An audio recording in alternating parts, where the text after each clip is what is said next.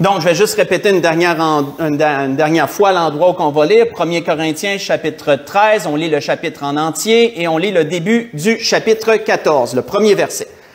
Donc, l'apôtre Paul, et vous savez, 1 Corinthiens 13 est un chapitre vraiment tout spécial. C'est un chapitre dédié à un sujet très précis. Et c'est sur ce sujet que l'Esprit veut nous diriger ce matin.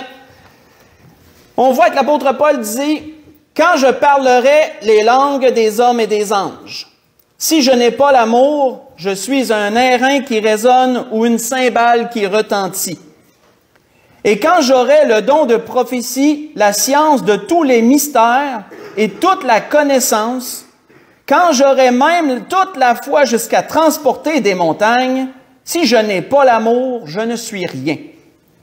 Et quand je distribuerai tous mes biens pour la nourriture des pauvres, quand je livrerai même mon corps pour être brûlé, si je n'ai pas l'amour, cela ne me sert à rien. L'amour est patient, il est plein de bonté. L'amour n'est point envieux, l'amour ne se vante point, il ne s'enfle point d'orgueil, il ne fait rien de malhonnête, il ne cherche point son intérêt, il ne s'irrite point, il ne soupçonne point le mal, il ne se réjouit point de l'injustice, mais il se réjouit de la vérité. Il excuse tout, il croit tout, il espère tout, il supporte tout. L'amour ne périt jamais. Les prophéties prendront fin, elles seront abolies, les langues cesseront, la connaissance disparaîtra. Car nous connaissons en partie et nous prophétisons en partie. Mais quand ce qui est parfait sera venu, ce qui est partiel disparaîtra. Lorsque j'étais enfant, je parlais comme un enfant, je pensais comme un enfant, je raisonnais comme un enfant. Lorsque je suis devenu homme, j'ai fait disparaître ce qui était de l'enfant. Aujourd'hui, nous voyons au moyen d'un miroir, d'une manière obscure, mais alors nous verrons face à face. Aujourd'hui, je connais en partie, mais alors je connaîtrai comme j'ai été connu. Maintenant donc, ces trois choses demeurent: la foi, l'espérance et la charité, mais la plus grande de ces choses est la charité. Recherchez l'amour, aspirez aux dons spirituels, mais surtout à celui de prophétie. On va arrêter ici. Donc, comme vous avez pu le constater, et pour ceux qui sont dans le Seigneur de longue date, vous connaissez bien sûr très bien ce chapitre, le sujet principal sur lequel Paul voulait développer était l'amour. Et surtout sur le premier verset du chapitre 14, où l'apôtre Paul disait « Recherchez l'amour. Recherchez l'amour. » Quand on s'arrête sur le mot « rechercher », je me suis arrêté sur ce mot, je trouvais ça intéressant. On voit que le mot grec utilisé pour le mot « rechercher » ici est « dioko ». Et « dioko », ça veut dire courir rapidement pour attraper une personne ou une chose. Et d'une façon métaphorique, on dit « dioko » pour dire qu'on cherche sincèrement quelque chose et qu'on veut fortement l'acquérir. Donc, quand l'apôtre Paul disait « rechercher l'amour », il disait « cherchez fortement à acquérir l'amour. Cherchez-le sincèrement et cherchez-le fortement. » C'est pas simplement « ben, si je réussis, tant mieux ». Non, c'est courir après. Un peu comme l'image du mot, là. Courir après quelqu'un jusqu'à ce que tu l'attrapes. C'est un peu une image à travers ce mot-là. Recherchez l'amour. On voit que l'apôtre Paul avait dit aux Colossiens ceci à propos de l'amour. Il avait dit, mais par-dessus toute chose, disait-il à cette Église, revêtez-vous de l'amour qui est le lien de la perfection. Dans Colossiens 3, verset 14. Revêtez-vous, c'est comme un peu mon veston, où vous avez toutes des vestes ou des manteaux. Quand vous voulez vous revêtir, vous mettez quelque chose sur vous, afin que ce soit pour vous réchauffer ou autre raison, que ce soit pour une occasion spéciale, pour paraître plus beau, pour être dans votre meilleur jour, etc. Mais l'apôtre Paul disait vous revêtir de l'amour, c'était pour que les gens voient cette première chose à travers vous, qu'ils voient l'amour à travers chacun d'entre nous. Revêtez-vous de l'amour. Et il disait que c'était le lien de la perfection. Autrement dit, ce que l'apôtre Paul affirmait, c'est qu'il n'y a rien de plus fort qui peut unir ici-bas que l'amour. C'est le lien par excellence. On voit que Salomon, qui a été un homme qui a expérimenté, je dirais, tout ce qui se fait sous le soleil et qui a été le plus sage parmi les rois qui a passé ici-bas, avait également développé beaucoup sur ce sujet. Et la conclusion d'un de ces tomes, pas un tome, peut-être un livre, la conclusion d'un de ses écrits disait ceci à propos de l'amour. Il disait, excusez-moi, je vais le trouver, oui, il disait, « Les grandes eaux ne peuvent éteindre l'amour, et les fleuves ne le submergeraient pas. Quand un homme offrirait tous les biens de sa maison contre l'amour, il ne s'attirerait que le mépris, car l'amour est fort comme la mort. » Voyez ça dans le Cantique des Cantiques, chapitre 8, j'ai lu le verset 7 et j'ai lu le verset 6 après. On voit, frères et sœurs, que Salomon, à travers ce qu'il disait, autrement dit, était que, comme il y a une seule chose, excusez-moi, comme il y a une seule chose qui peut séparer totalement deux personnes ici-bas, qui est la mort, Salomon disait qu'il y avait seulement une seule chose qui pouvait garder les gens unis, deux personnes unies jusqu'à la mort, c'est l'amour.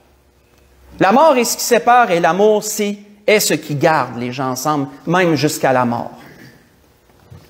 Mais frères et sœurs, souvenons-nous ce que l'apôtre Paul avait dit en introduction, recherchez l'amour. Mais une question qui peut paraître rhétorique ou banale, savons-nous ce qu'on recherche? Parce que les gens croient savoir c'est quoi l'amour. Mais malheureusement, l'amour est quelque chose de très mal compris. L'amour est quelque chose de très, comment je pourrais dire, vraiment oui, mal compris, c'est le meilleur mot que je peux donner. L'amour est très mal compris de plusieurs et surtout du monde dans lequel on est présentement. Et l'Esprit, ce matin, veut nous décortiquer l'amour pour vraiment qu'on puisse comprendre c'est quoi et qu'on puisse en comprendre toutes les facettes, toutes les formes, je dirais. Et quand je méditais sur ça, quand je méditais sur ça, le Seigneur me dirigeait par son Esprit dans certains écrits qu'un autre peuple, entre autres, a donné, ou que plusieurs philosophes de ce peuple se sont arrêtés sur ce sujet, ils l'ont décortiqué, ils ont vraiment bien, je dirais, décortiqué l'amour. Ce sont les Grecs. À travers leurs divers philosophes, les Grecs, entre autres choses, ces philosophes-là ont voulu connaître c'était quoi l'amour et ils ont étudié le sujet à fond et ils ont divisé l'amour sous 4 formes différentes. Et c'est vraiment très intéressant lorsqu'on regarde ces choses parce qu'on peut voir cela à travers les Écritures et ça nous aide à comprendre beaucoup c'est quoi l'amour. Parce que c'est un sujet très méconnu malheureusement, même si les gens croient le connaître. Qu'est-ce que l'amour? Parce que si vous voulez rechercher l'amour, vous devez savoir après quoi vous courez. Après quoi courez-vous? Qu'est-ce que vous voulez saisir?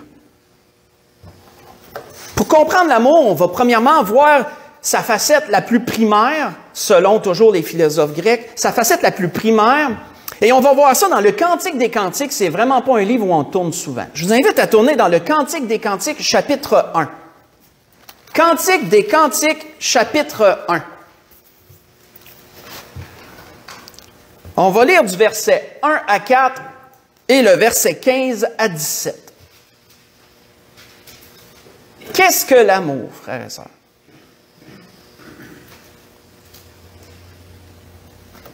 Cantique des Cantiques, chapitre 1, versets 1 à 4.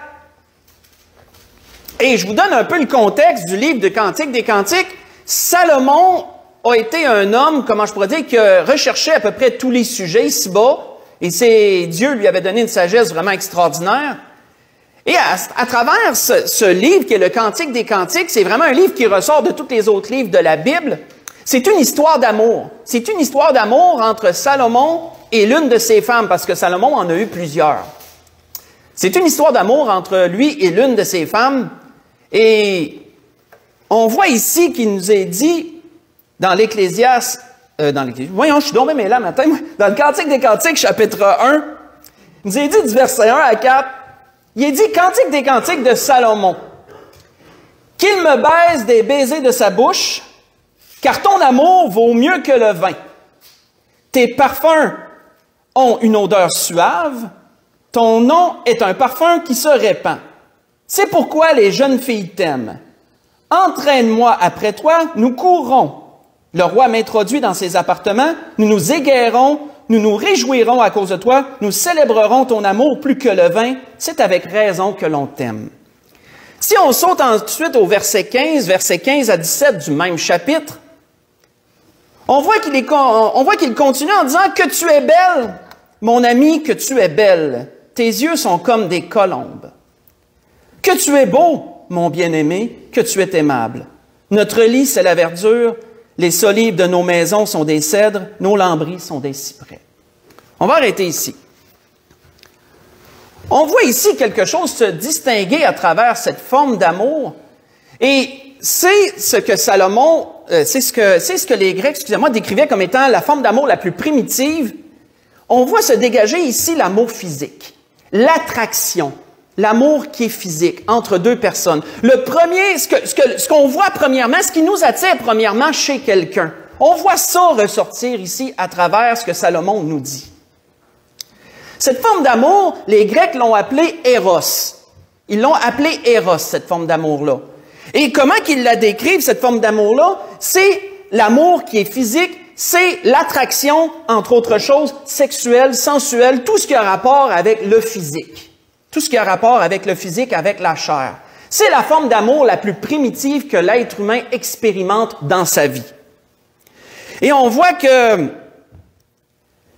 les Grecs croyaient tellement à cette forme d'amour qu'ils en avaient fait une divinité. Si on étudie un peu la mythologie grecque, on voit qu'ils avaient un dieu qui s'appelait Eros. Et ce dieu-là était le dieu de quoi? Le dieu Eros était le dieu de l'amour, du désir et de l'attraction physique. Et de nos jours, vous voyez une représentation de cette idole, sans le savoir, sous la forme de Cupidon. Je ne sais pas si vous le saviez, mais Cupidon représente le dieu Eros. Sous forme enfantine, toute cute, mais c'est quand même une divinité païenne que les Grecs adoraient. Et on voit qu'on sait pourquoi que la Saint-Valentin, c'est quoi? Hein? C'est la fête, entre guillemets, de l'amour. C'est là où que les maris se souviennent qu'ils ont une femme puis qu'ils les amènent au restaurant quand ils devraient s'en souvenir à tous les jours de l'année en passant. Mais bon, c'est ça, c'est là qu'on voit que les restaurants s'emplissent et ils font beaucoup d'argent, etc., etc. Et c'est la forme d'amour, frère et sœurs, la plus primitive. Et d'ailleurs, je ne sais pas si vous le saviez, mais c'est du mot « éros » que vient des mots qu'on connaît bien comme l'érotisme et les boutiques érotiques. Tout cela découle du même mot, tout cela vient d'éros et de toute cette pensée de l'attraction physique, amour physique, sexuel, sensuel, etc. On voit que cette forme d'amour était décrite par Salomon comme étant le point de départ, comment je pourrais dire, le point de départ d'une relation, le fait que deux personnes sont attirées l'une vers l'autre. Salomon en parlant encore dans le Cantique des Cantiques, et si vous lisez le Cantique des Cantiques au complet, ce qui va vous frapper, et ce qui a même choqué certains, c'est à quel point ce livre est érotique. Le livre de Cantique des Cantiques est un livre très érotique. Et certains se sont demandé pourquoi ce livre-là est dans la Bible, parce qu'il semble quasiment être déplacé. Mais quand on le voit d'un point de vue spirituel, ça représente l'attraction que Jésus a pour son Église. Ça, c'est d'un point de vue spirituel. D'un point de vue spirituel, ça représente la relation que Christ a avec son Église et comment il la trouve belle et tout. Mais je vous invite pendant la semaine à lire le Cantique des Cantiques au complet. Un livre quand même très particulier. Mais on voit encore Salomon parler de cette forme d'amour qui est primitive, je le rappelle, et on va voir pourquoi. Salomon disait dans le Cantique des Cantiques, chapitre 2, versets 1 à 6, si on continue notre lecture, Salomon disait, « Comme un lys au milieu des épines, tel est mon ami parmi les jeunes filles. » Comme un pommier, parce que là, vous voyez dans vos titres, vous voyez que Salomon parle, c'est comme une pièce de théâtre. Un parle, l'autre répond. Là, on voit que l'autre répond, « Comme un pommier au milieu des arbres de la forêt, tel est mon bien-aimé parmi les jeunes hommes. J'ai désiré m'asseoir à son ombre, et son fruit est doux à mon palais. Il m'a fait entrer dans la maison du vin, et la bannière qu'il déploie sur moi, c'est l'amour. Soutenez-moi par des gâteaux de raisin, fortifiez-moi avec des pommes, car je suis malade d'amour. que sa main gauche soit sur ma tête et que sa droite m'embrasse. On va arrêter ici. On voit que Salomon dit quelque chose de très particulier ici, et je veux dire la personne qui récite ce passage, la Sulamite, elle dit « Je suis malade d'amour ». Pourquoi dit-elle cela? Parce que c'est ce que cette forme la plus primitive d'amour apporte. Cette forme la plus primitive d'amour est un bouleversement d'émotions. C'est elle qui produit la passion entre deux personnes. Quand deux personnes, un homme et une femme, se dévorent du regard, c'est cette forme d'amour qui est la plus primitive qui se dégage. Quand que deux personnes sont attirées physiquement l'un vers l'autre, c'est cette forme d'amour qui est la plus primitive qui se dégage.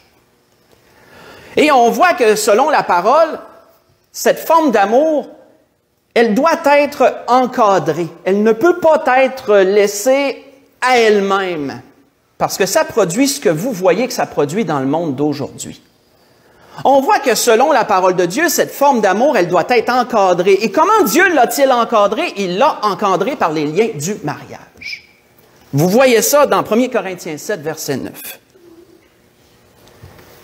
Parce que cette forme d'amour ne doit pas être réveillée avant le temps. Salomon en parlait dans le Cantique des Cantiques quand il parlait des petits renards, il disait « Protégez-nous des petits... » Non, il disait, excusez, je me mêle encore, quand que Salomon disait dans le Cantique des Cantiques, il disait « Ne réveillez pas l'amour avant qu'il ne le veuille. » Ça, vous voyez ça dans le Cantique des Cantiques, chapitre 2, verset 7. « Ne réveillez pas l'amour avant qu'elle ne le veuille. » Pourquoi? Parce que selon Dieu, cette forme d'amour doit être encadrée, elle doit être contrôlée, parce que si elle est incontrôlée, ce n'est que la passion, ce n'est que le désir qui s'en dégage, et les gens n'ont aucun frein en rapport avec cela. C'est que tu laisses simplement comment je pourrais dire, le désir animal de ton corps s'exprimer.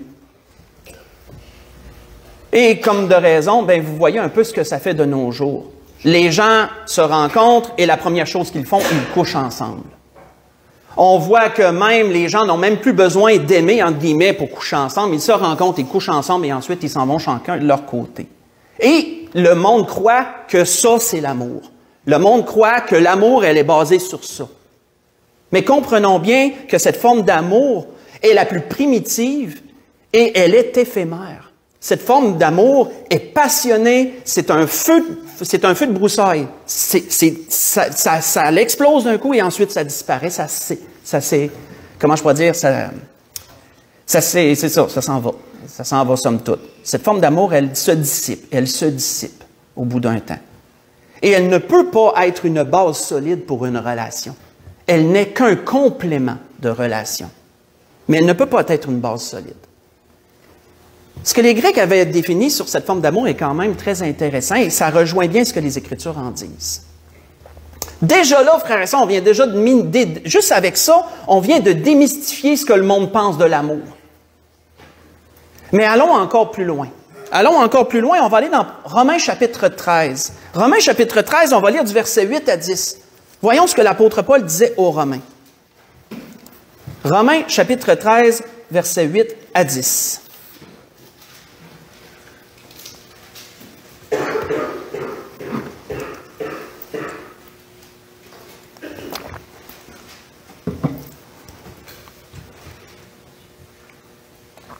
Romains chapitre 13, versets 8 à 10, on voit que l'apôtre Paul dit « Ne devez rien à personne si ce n'est de vous aimer les uns les autres. Car celui qui aime les autres a accompli la loi. En effet, les commandements, tu ne commettras point d'adultère, tu ne tueras point, tu ne déroberas point, tu ne convoiteras point, et ceux qu'il peut encore y avoir se résument par cette parole, tu aimeras ton prochain comme toi-même. L'amour ne fait point de mal au prochain, l'amour est donc l'accomplissement de la loi. » On va arrêter ici. Comme vous l'avez certainement deviné, on ne parle plus de la même forme d'amour. Vous l'avez certainement deviné, c'est clair. On voit que l'amour peut être sous plusieurs formes. L'amour est là plusieurs formes. On a vu sa forme la plus primitive, la forme animale, je dirais, de l'amour. Mais on voit ici une autre forme d'amour. Et les Grecs définissaient cette forme d'amour sous le nom de philia, qui veut dire amour fraternel, amitié. On voit ici que cette forme d'amour, elle est elle reflète l'harmonie entre les gens, elle reflète la relation qui doit exister entre chaque être vivant. Cette forme d'amour, elle comprend quoi? Elle comprend le respect, elle comprend la capacité de cohabiter ensemble, elle comprend la bonne entente, l'entraide, etc. C'est la base qui peut rendre possible une relation entre deux personnes, sous la forme d'un commandement qui nous est donné dans la parole, aimez-vous les uns les autres. Et sur quoi est basé cet amour? Bien, on voit, si on recule dans le chapitre 12, pas tellement plus loin, Romains, chapitre 12, versets 17 et 18, l'apôtre Paul disait, « Ne rendez à personne le mal pour le mal. Recherchez ce qui est bien devant tous les hommes. Et autant que, s'il est possible, autant que cela dépend de vous, soyez en paix avec tous les hommes. » Cette forme d'amour repose, comme je le mentionnais, sur le respect et la bonne entente entre deux personnes. C'est la règle d'or que le Seigneur avait enseignée dès son premier grand message lorsqu'il avait dit « Tout ce que vous voulez que les hommes fassent pour vous, faites-le de même pour eux. » Cette forme d'amour, elle est comprise là-dedans. On voit que Salomon, lorsqu'il parlait de l'amour qu'il y a entre deux amis, une belle amitié, Salomon avait dit ceci, il avait dit « L'ami aime en tout temps et dans le malheur, il se montre un frère. » Vous voyez ça dans le Proverbe 17, verset 17. Encore là, cette forme d'amour, elle est exprimée à travers cela. Et selon Dieu, cette forme d'amour, elle permet les rapports mutuels entre les gens. Elle permet que des relations puissent débuter et qu'elles puissent grandir. Comme nous voyons, la forme la plus primitive d'amour qu'on a vue au départ ne personnifie pas l'amour dans son ensemble. C'est vraiment juste un point de départ qui doit être contrôlé.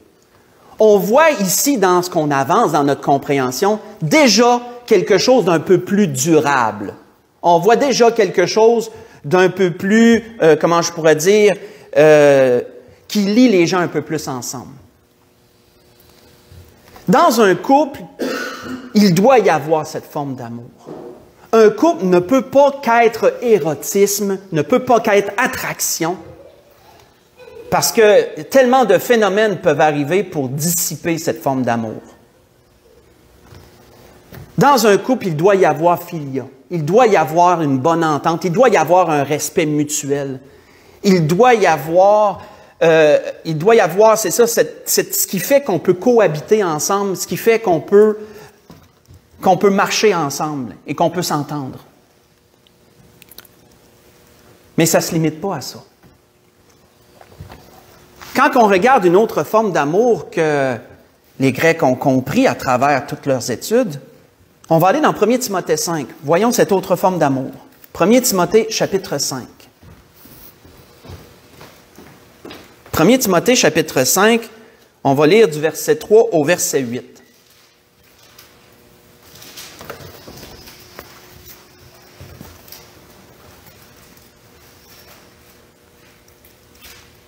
« 1 Timothée, chapitre 5, verset 3 au verset 8.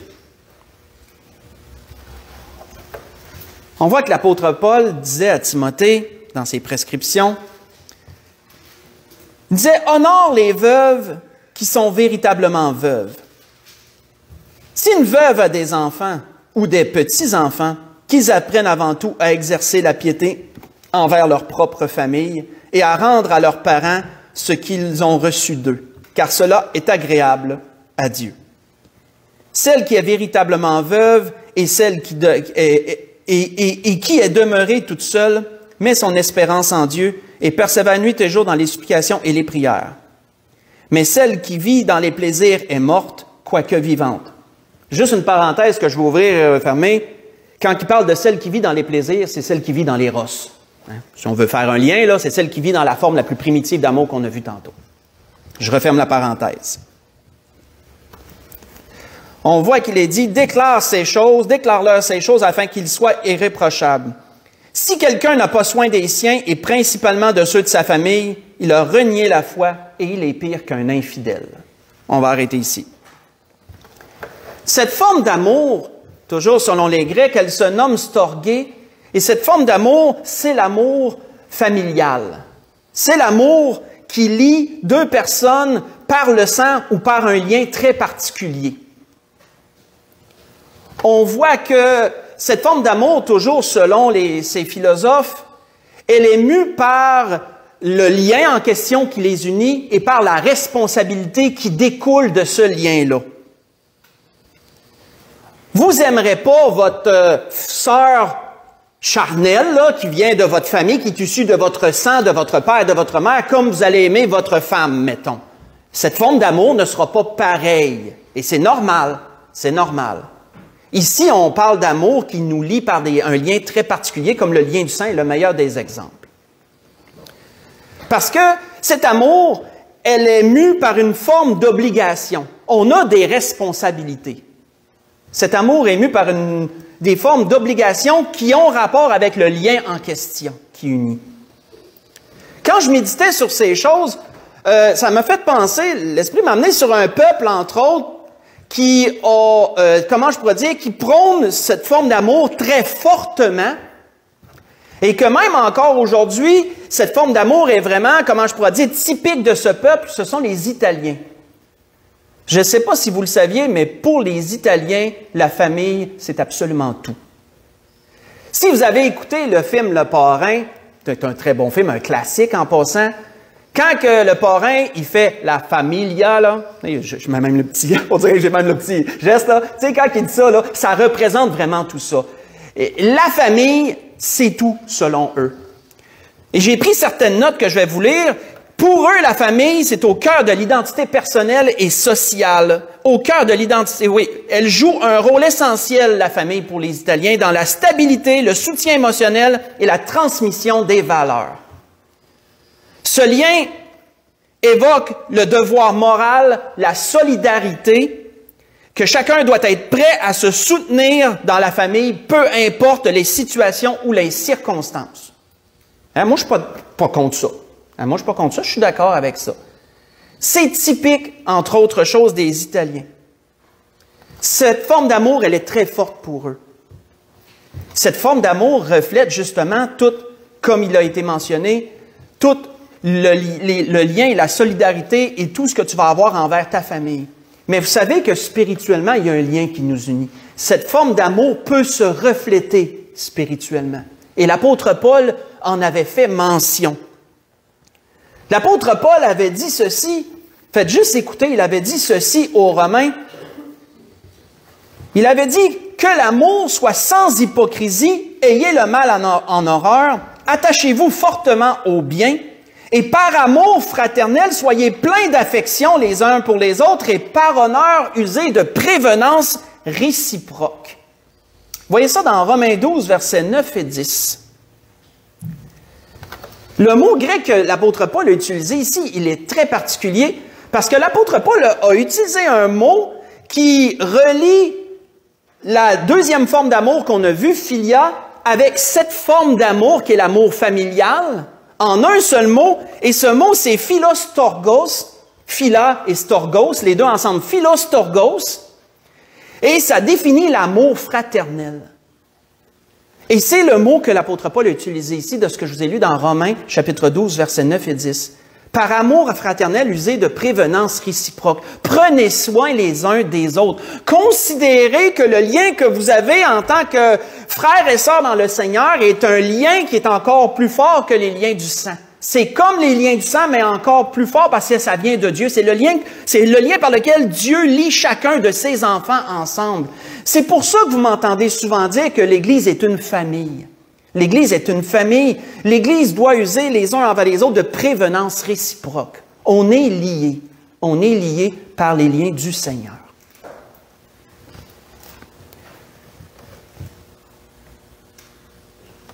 Mais si on continue encore notre étude, il y a une autre forme d'amour. Une dernière. On en a vu 3 jusqu'à présent. On a vu la forme la plus primitive qui est l'éros. On a vu philia qui est qui est une amitié. C'est l'amour qui va lier l'amour qui est un rapport mutuel entre deux personnes, l'harmonie qui doit exister entre tous les êtres humains. Aimez-vous les uns les autres. C'est un peu le point de départ. C'est comme ça qu'une relation peut commencer. S'il n'y a pas philia entre deux personnes, ben, ça va être dur d'avoir une relation. Il n'y aura pas d'entente. On a vu ici storgé, qui est l'amour qui est fraternel, l'amour qui est lié, qui est mu par un lien et par les obligations qui découlent de ce lien-là. Mais il y a une dernière forme d'amour. Si on va dans 1 Jean chapitre 4, on va voir cette dernière forme d'amour. 1 Jean chapitre 4.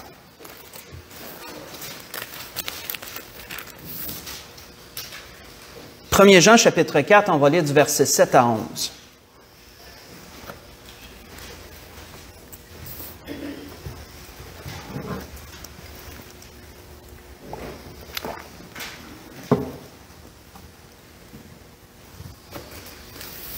« 1 Jean, chapitre 4, verset 7 à 11. On voit que Jean dit, « Bien-aimés, aimons-nous les uns les autres, car l'amour est de Dieu. Et quiconque aime est né de Dieu et connaît Dieu. Celui qui n'aime pas n'a pas connu Dieu, car Dieu est amour. L'amour de Dieu a été manifesté envers nous, en ce que Dieu a envoyé son Fils unique dans le monde afin que nous vivions par lui. Et cet amour consiste non point en ce que nous avons aimé Dieu, mais en ce qu'il nous a aimés et a envoyé son Fils comme victime expiatoire pour nos péchés.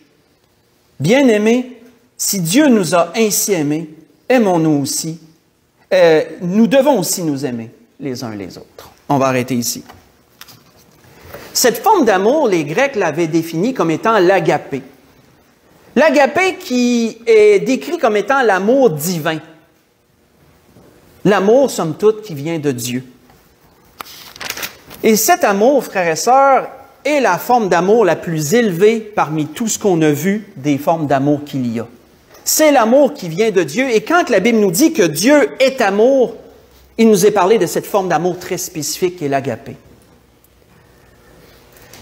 Cette forme d'amour est la forme d'amour que l'apôtre Paul décrivait dans ce qu'on a lu en introduction.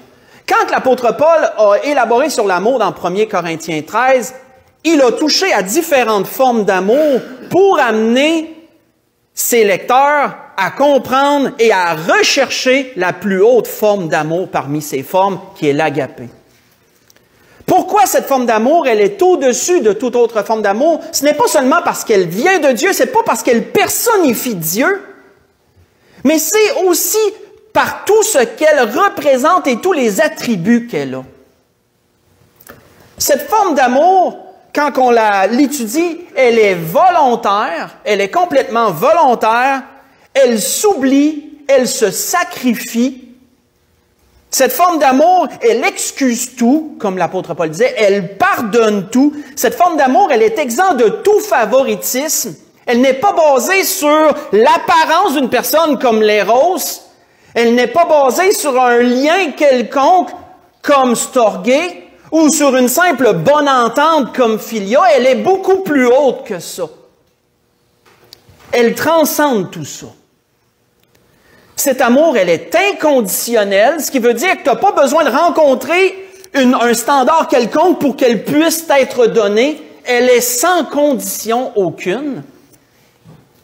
Cet amour est désintéressé. Elle ne recherche pas son propre intérêt. Elle n'a pas besoin d'être attirée par quelque chose pour dire « Bon, oui, ça me tente. » Non, cette forme d'amour, elle est inconditionnelle, sans aucune condition, totalement désintéressée. Cette forme d'amour est capable de souffrir et de supporter. Cette forme d'amour, elle est reflétée à travers le verset le plus populaire que tout le monde connaît de la Bible, « Car Dieu a tant aimé le monde, qu'il a donné son Fils unique, afin que quiconque croit en lui ne périsse point, mais qu'il ait la vie éternelle. » Jean 3, chapitre 16. En parlant de cet amour, Jean avait également dit ceci. Il avait dit, « Et nous avons connu l'amour de Dieu, nous avons connu l'amour que Dieu a pour nous, et nous y avons cru. Dieu est amour, avait-il dit. » Dans 1 Jean 4, verset 16. Dieu nous a communiqué cet amour à travers son Fils Jésus-Christ. Et Dieu veut nous transmettre cet amour à travers son Saint-Esprit, frères et sœurs. Si l'apôtre Paul disait « rechercher l'amour », l'apôtre Paul ne vous disait certainement pas de rechercher l'érotisme. L'apôtre Paul ne vous disait pas de rechercher simplement filio, de rechercher storgé, qui est l'amour par le lien, par un lien. L'apôtre Paul vous disait rechercher l'agapé, rechercher l'amour divin, rechercher l'amour qui vient de Dieu. Et c'est cet amour que Salomon avait dit dans son Cantique des Cantiques, quand il a élaboré sur les formes d'amour qu'il y a à travers le Cantique des Cantiques, on le voit. C'est cet amour que Salomon avait conclu à la fin de son livre, qu'il a dit « L'amour est fort comme la mort ». Je peux vous garantir que ce n'est pas l'éros qui est fort comme la mort. Absolument pas. Je peux vous garantir que ce n'est pas seulement philia ou storgé qui est fort comme la mort. C'est l'agapé qui est fort comme la mort. Parce que lorsque quelqu'un aime comme Dieu t'a aimé, il n'y a absolument rien qui peut détruire ça. C'est le lien par excellence, c'est le lien de la perfection. Et frères et sœurs, il est possible de connaître cet amour. Il est possible de mettre en pratique cet amour. Premièrement, il faut que tu l'aies reçu. Premièrement, il faut que tu l'aies toi-même expérimenté, cet amour, pour être capable de le mettre en pratique. Comment tu l'expérimentes? À travers Jésus-Christ. Tu l'expérimentes quand tu acceptes Jésus comme ton Sauveur et Seigneur, quand tu comprends l'amour que Dieu a eu pour toi, pécheur que tu es, que Dieu t'a regardé, que Dieu t'a aimé, même si tu n'as jamais regardé vers lui, même si tu l'as peut-être déjà maudit dans le passé, même si tu as blasphémé son nom à tour de bras pendant toutes les années que Dieu t'a données, Dieu a quand même jeté les regards sur toi, il t'a aimé. Ça, c'est l'agapé, c'est l'amour qui vient de Dieu. Il t'aime sans condition et sans aucun, d'une façon totalement désintéressée. Et pour connaître cet amour, pour être capable de vivre de cet amour, il faut que tu l'aies connu à travers Jésus-Christ. Une fois que tu l'as expérimenté à travers Jésus-Christ et que l'Esprit de Dieu habite en toi, tu peux apprendre cet amour-là. Tu peux apprendre à le pratiquer, cet amour-là. Et c'était ce que l'Esprit voulait nous dire ce matin. À travers toutes ces choses, comme nous avons vu, l'amour, est-ce que c'est simple à comprendre? Non, c'est pas si simple que ça à comprendre. L'amour est complexe. L'amour a plusieurs formes. On a vu ce matin 4 formes d'amour et je crois que les philosophes grecs avaient bien réussi à définir. Sans même comprendre totalement tout, ils avaient bien réussi à définir ces choses. Mais on voit qu'à travers la parole de Dieu, on peut tout comprendre. Quand on utilise leur structure et qu'on regarde à la parole de Dieu, on comprend tout. On comprend toutes les formes d'amour. Qui personnifie ce qu'est l'amour en général, là, ce que les gens en perçoivent. Et c'était ce que l'Esprit voulait nous dire ce matin. Pour conclure, on va aller dans Jude. Très petite lettre. Très petite lettre qui a rien qu'un chapitre, pour ça que je dirais même pas chapitre 1. Jude, verset 20 et verset 21. Jude qui est après Jean. Vous n'êtes pas tellement loin. Après 1er Jean, 2e Jean, 3e Jean, Jude est tout de suite après. Jude, verset 20 et verset 21, on va conclure là ce que l'Esprit a voulu nous dire ce matin. Jude, verset 20 et verset 21. Où il disait, « Pour vous, bien-aimés, vous édifiant vous-même sur votre très sainte foi et priant par le Saint-Esprit, maintenez-vous dans l'amour de Dieu. » Maintenez-vous dans l'amour de Dieu en attendant la miséricorde de notre Seigneur Jésus-Christ pour la vie éternelle. On va arrêter ici. Maintenez-vous dans l'amour de Dieu. La grâce que je nous souhaite, frères et sœurs, c'est que nous puissions comprendre cet amour dans tout son sens. Comprendre, frères et sœurs, et peut-être que lorsque j'ai parlé de cette première forme d'amour qu'on a vue, l'éros, ça vous a peut-être semblé comme si je la démonisais, mais c'est absolument pas le cas. C'est absolument pas le cas. Cette forme d'amour a sa place. Elle a sa place parce que c'est le début d'une relation de couple. C'est ce qui fait que tu vas être attiré vers un ou vers l'autre. Mes frères et sœurs, comprenons que l'éros doit être contrôlée. Elle doit être contrôlée. C'est ce que les hommes ne comprennent pas de nos jours. C'est ce que les hommes ne comprennent pas de nos jours. Mais cette forme d'amour, elle a sa place. C'est Dieu qui l'a mis en place, comme toutes les autres formes d'amour qu'on a vues. Donc, je ne voulais pas la démoniser. Si ça le semblait comme ça, ce n'était pas le cas. Mais on doit comprendre qu'elle doit être encadrée et qu'elle doit être pratiquée à travers les liens du mariage. Pour toutes les raisons qu'on voit comment que le monde dérape de nos jours, on voit le résultat. Comprenons que l'amour, c'est la bonne entente aussi. C'est la bonne entente, comme on a vu. C'est le respect mutuel. C'est le respect mutuel qu'il y a entre chacun. Tu ne fais pas de mal à ton prochain, la Bible nous dit. Tu vas le respecter. Il y a quand même une certaine éthique de base à avoir en tant qu'être humain. Ça, c'est philia. Comprenons que si on a une famille, on doit apprendre à aimer notre famille. On doit aimer notre père et notre mère. Comme la Bible dit, honore ton père et ta mère. Frère Boileau, il aimait bien dire, lui, la Bible dit pas, lui, il aimait dire que la Bible dit pas d'envoyer au nord ton père et ta mère. Lui, il aimait ça dire ça, il faisait un jeu de mots avec ça. Il dit, envoie pas au nord ton père et ta mère. Il dit, honore ton père et ta mère. Autrement dit, respecte-les comme tels. Respecte-les comme tels. Ça fait partie des obligations familiales. Ça fait partie des liens du sang. Ça fait partie de storgé, qui est cette forme d'amour. Si vous avez la grâce d'avoir un mari, une femme, des enfants, aimez-les, aimez-les, aimez-les par-dessus tout.